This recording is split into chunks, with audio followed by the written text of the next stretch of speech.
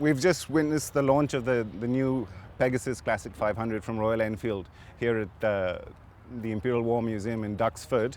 The bike takes its inspiration from a little-known piece of Enfield history, the Flying Flea, a bike that was introduced in 1942, I think, in the British Armed Forces and used heavily in 1944 as an airdrop bike in Arnhem and in the Normandy Landings. The new bike will be issued in an edition of only 1,000, of which 190 will be sold in England. It'll be available in India in service brown.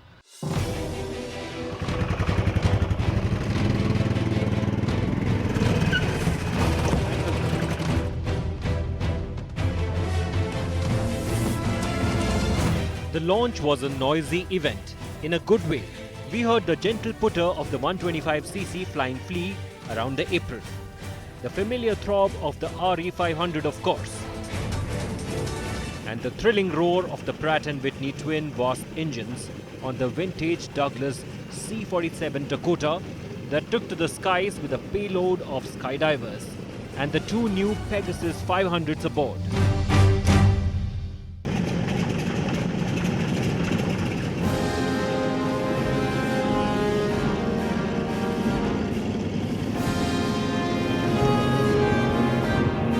You won't be the first to wonder whether the new bikes would be airdropped on the crowd as part of this spectacular launch.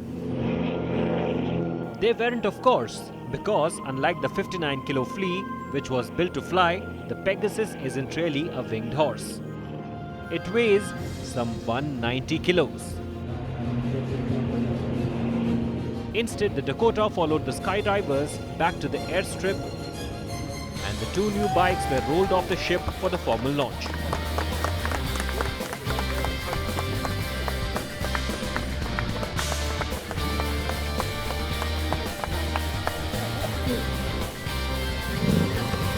Pride of place for the photo op went to two veterans of the parachute regiment, 97-year-old John Jeffries and Fred Glover.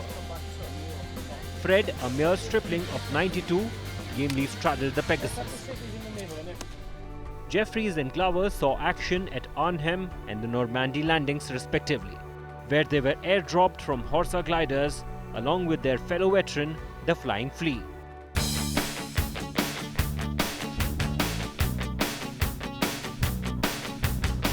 Two of the vintage bikes were there at DUXFORD, along with their steel drop cradles manufactured at an Enfield plant in Edinburgh. So what connects the diminutive two-stroke Chunterer with the hefty new Classic 500 Pegasus? I asked Mark Wells of Royal Enfield to explain. The new bike isn't a replica, it's a Classic 500 that we all know and love, but we wanted to pick out some of the kind of the core authentic details. So we've got things like the serial code marking, so each bike had a serial code on it.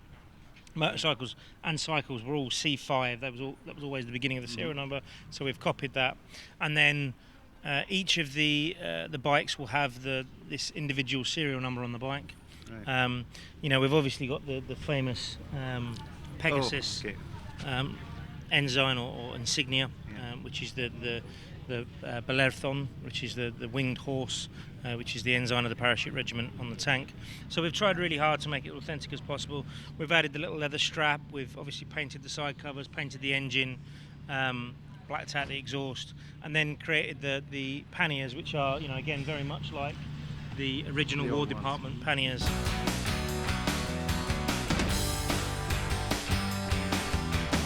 Away from the launch party, there was enough hardware to invade a small country. We just had time for a quick sortie through the American hangar, where some of every boy's favorite machines have been retired. There are spy planes, the SR-71 Blackbird and the U-2. Bombers from the massive 8-engined B-52 to the supersonic swing-wing B-1. And fighters from the First World War, with Camel to the Vietnam-era F-4 Phantom. History is a great way to sell machines, and the Classic 500 Pegasus is destined to be snapped up as a collector's edition. But after the saga of the Flying Flea, does Royal Enfield have any more tales from its war archives to tell or sell?